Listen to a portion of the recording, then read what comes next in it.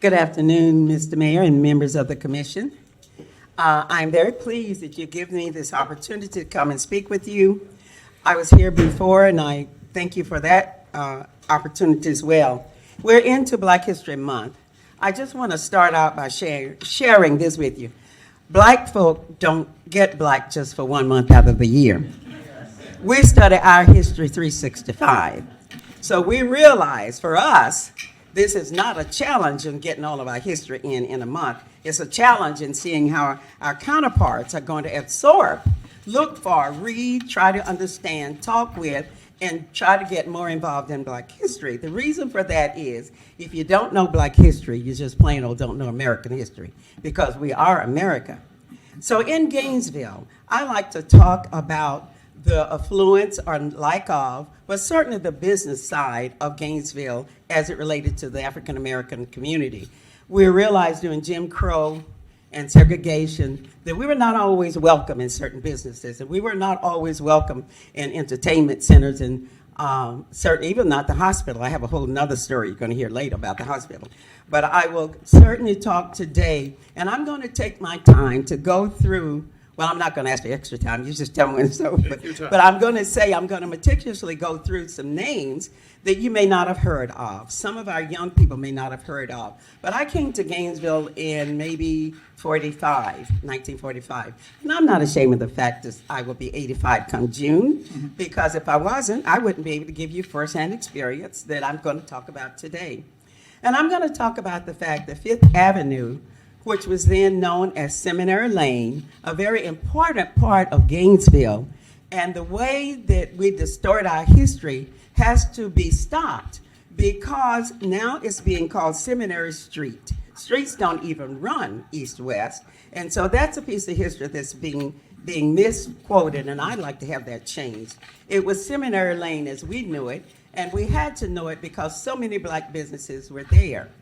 And I'm going to name them just so that some people who listen to me remember. Not a lot, though.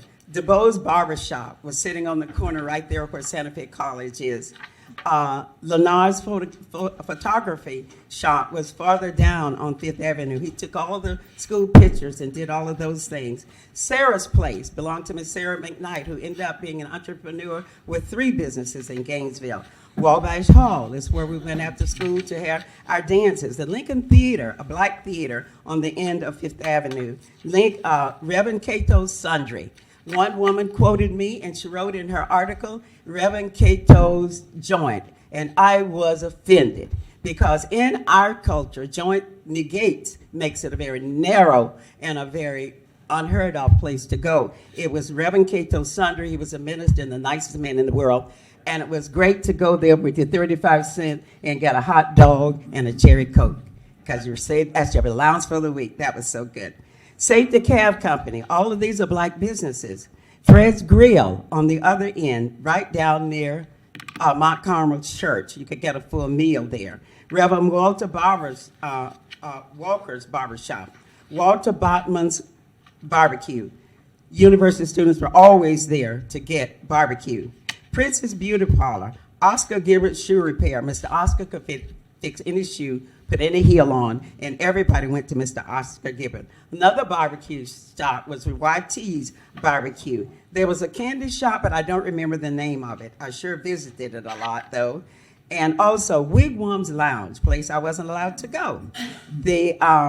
Also was Fletcher's Bar. St. Paul AME Church, we're still on Seminary Lane.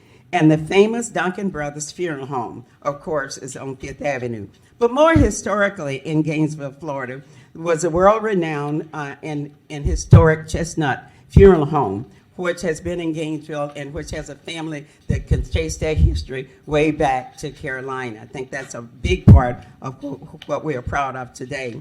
Then we're talking about the cleaners that were in Gainesville that were African Americans. Mrs. Saunders had a cleaning store, as well as, let's see, the other one was, I'm talking too fast for my own notes. Mac Hall had a place on Waldo Road. He would come and pick up our laundry and clean it and then bring it back. There was a little Savoy restaurant. Glassman's Cleaner was just up the street from our house. Robinson. And then there was those people that didn't own the business, but they made sure that black people came. On 13th Street, there was a place that sold fish, but the man in there that drew the crowd was the man that made the hush puppies.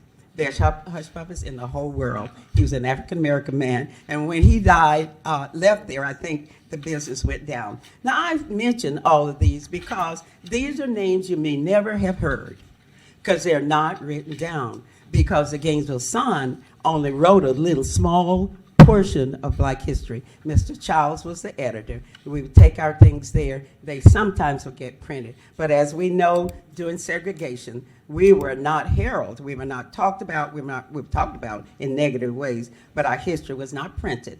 I appreciate the time you've given me today, and I hope I've lived up to what you want. Thank you so much.